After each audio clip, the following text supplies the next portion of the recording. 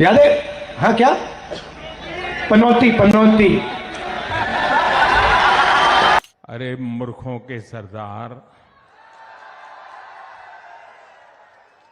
Hello दोस्तों। पहले की राजनीति से और अभी की राजनीति में बहुत फर्क आ गया, क्योंकि वो इतना नीचे गिर चुका है कि उतना हम लोग तसव्वुर यानी कि सोच भी नहीं सकते। एक नेता दूसरे नेता के बारे में अबाध टिप्पणियां करते दिखते हैं जनता के सामने। कोई भी जनता का मेन मुद्दा मतलब नहीं उठा रहा, बस एक दूसरे को नीचा दिखाने की कोशिश करने में उल्टा पुल्टा बोल रहा है। सबसे पहले हम उन लोगों को आपको वीडियो कुछ दिखाते याद है? हाँ क्या? पनौती पनौती पनौती। वो अच्छा भला वहां पे, अच्छा भला हमारे लड़के वहां पे वर्ल्ड कप जीत जाते। वो वहां पे पनौती हरवा दिया। टीवी वाले ये नहीं कहेंगे, टीवी वाले ये नहीं कहेंगे, मगर जनता जानती है। कांग्रेस अब सातवें आसमान पर उड़ रही है। उसे जमीन पर गरीब दिखाई देते ही नहीं है। कल एक महाज्ञानी कांग्रेस के कह रहे थे कि भारत के पास, यहां के सब लोगों के पास made in China mobile phone होता है। अरे मूर्खों के सरदार, किस दुनिया में रहते हैं ये लोग? कांग्रेस के नेताओं को अपने देश की उपलब्धियां न देखने की मानसिक बीमारी हो गई है। देखने के बाद क्या समझ में आया कि व्यक्तिगत टिप्पणी हो रही है। मतलब पहले जो नेता थे वो सिर्फ जनता के मेन मुद्दे पर एक दूसरे नेताओं को नीचा दिखाते थे। जैसे कि कोई जीता हुआ है, कोई कुर्सी पर बैठा हुआ है, तो वो सिर्फ जनता के मेन मुद्दे को लेकर उस नेता को नीचा दिखाता था। लेकिन अभी उसकी शकल पर, उसकी सूरत पर, उसकी मानसिक सोच पर, उसके कद काठी पर लोग उसको नीचा दिखाने की कोशिश करते हैं, और यही में जनता भी खुश है। लेकिन हम जनता को ये चाहिए कि हम लोगों को मेन मुद्दा से वो लोग नहीं, वो अपने में आपस में ही, कोई कह रहा है मूर्खों का सरदार है, कोई बोल रहा है पनौती है, कोई कुछ है। तो आज ये वीडियो जो है, जो हम पनौती के ऊपर बना रहे हैं कि सबसे पहले हम समझते हैं कि पनौती होता क्या। तो पनौती का मतलब होता है मनहूस, यानी कि जो मनहूस लोग होते हैं उसी को पनौती कहा जाता है। यानी कि आप शगुन भी कह सकते हैं उसको। तो उसी पर एक पहले के राजा का एक कहानी है, आप लोग उसको सुने और सुनकर आप लोग हमें कमेंट में ज़रूर बताएं कि ये कहानी आपको कैसा लगा, आप ही के हिसाब से है या नहीं। कहानी ये था कि एक राजा सुबह सुबह उठता है, और वो राजा का क्या था कि वो डेली सुबह सुबह उठकर सैर के लिए जाया करता था। नदी के किनारे हो गया या कहीं बागीचे में, वो मतलब अपना बाल्किंग जिसको भी कहते हैं, वो करने के लिए जाता था। तो क्या हो कि जब वो सुबह सुबह उठता था तो उसको एक अच्छे मतलब कि चीज़ को देखना होता था, क्योंकि उसका दिन बेहतर गुजरे। और वो सुबह उठा और वहाँ के उसी गांव का मतलब जिस गांव का जो राजा था, उसी गांव का एक धोबी पर उस पर नजर पड़ गई। सबसे सुबह उठा और धोबी पर नजर, और उस राजा की सोच हो गया कि धोबी तो मनहूस होता है, और उसका जैसा आप सोचिएगा आपके साथ वैसा ही जिंदगी में रिजल्ट आएगा। अब राजा के तो दिमाग में आ गया कि हम सुबह सुबह तो धोबी के देख लिए, तब हमारा दिन तो आज अच्छा जाएगा नहीं।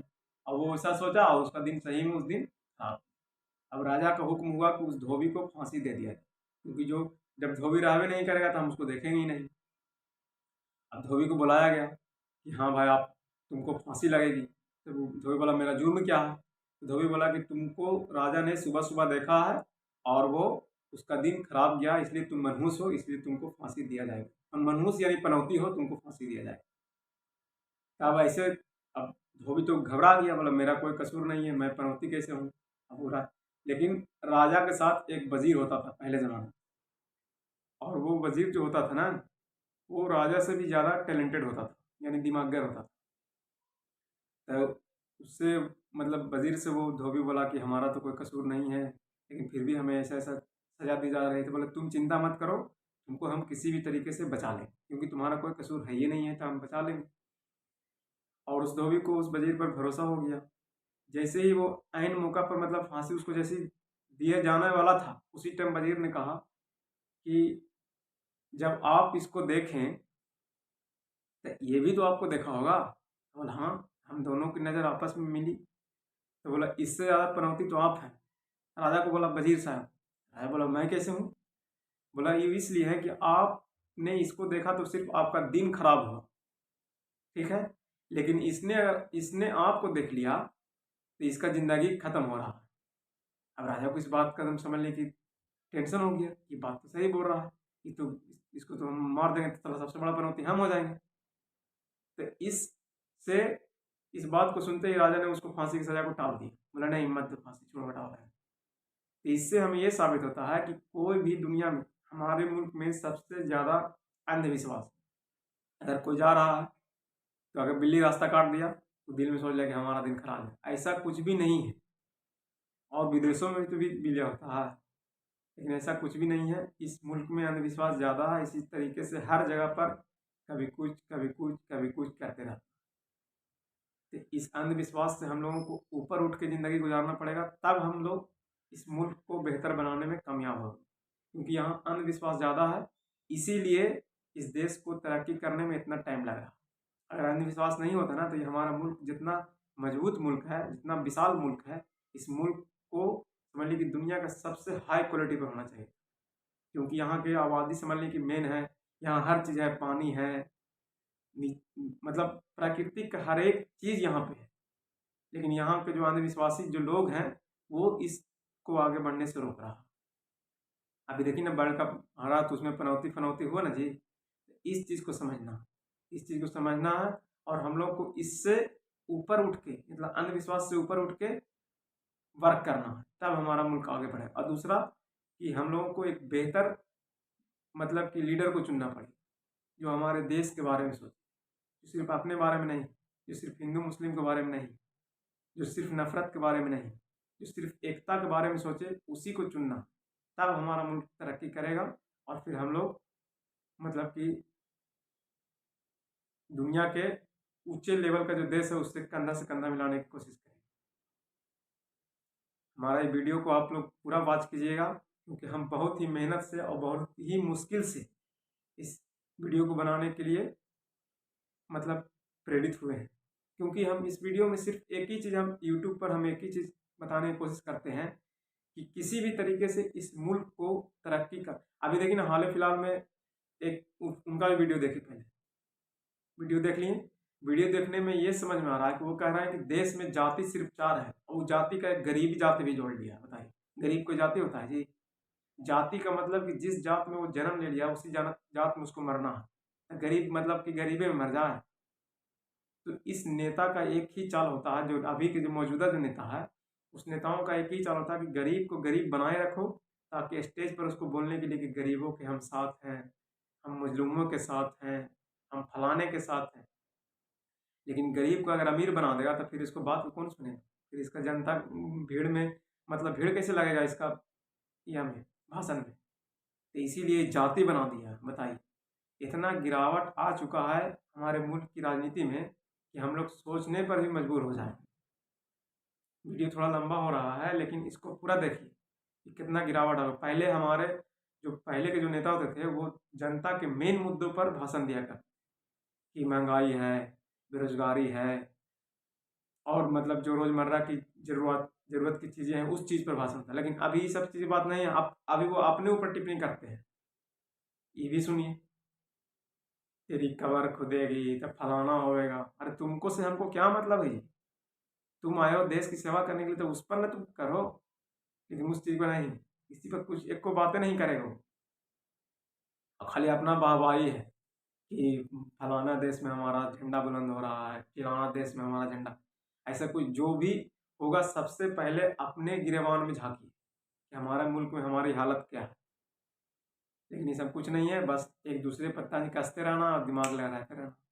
लेकिन यह है कि अब हमारे मुल्क की जो जनता है वो समझ ली कि अब समझ रही है, और एक बेहतर मतलब कि बदलाव की ओर जा रही है। हमें ये यकीन हो रहा है कि बदलाव आएगा, और यकीनन बदलाव होना चाहिए, क्योंकि आज जो सबसे जो मतलब कि प्रोग्रेस कंट्री है अमेरिका, उस मुल्क में आप देखिएगा कि हर 5 साल के बाद वहाँ का जो राष्ट्रपति है वो चेंज होते रहता है, चाहे वो कितना अच्छा काम कर ले, इसलिए वो प्रोग्रेस कर रहा। अगर एक ही आदमी को आप बार बार बनाते जाएंगे तो वो समझ जाएगा ना कि हमारा खलामा के घर है ही। इसीलिए किसी को भी बैठाइए, लेकिन ज़्यादा दिन तक उसको मेहनत नहीं देना, देखना है कि जहाँ गड़बड़ किया। इसीलिए तो हमारा संविधान हमको समझ लीजिए कि कितना बढ़िया चीज़ दिया है कि हर 5 साल में आप अपना लीडर, आप बेहतर लीडर चुन सकते हैं। लेकिन हम उसको मिसयूज कर रहे हैं, कुछ पैसों के खातिर जनता कुछ मिसयूज कर रहा है, कुछ अपना जाति के हिसाब से मिसयूज कर रहा है, कोई अनपढ़ मतलब कि जो अशिक्षित लोग हैं उसको दूसरे लोगों उसको मिसयूज कर रहा है और गलत गलत आदमी को चुन के 5 साल बैठा दिया जा रहा है। उससे हमारे मुल्क के, हमारे भविष्य, जो हमारा जो आने वाला जो जनरेशन है उसका भविष्य खराब होने वाला है।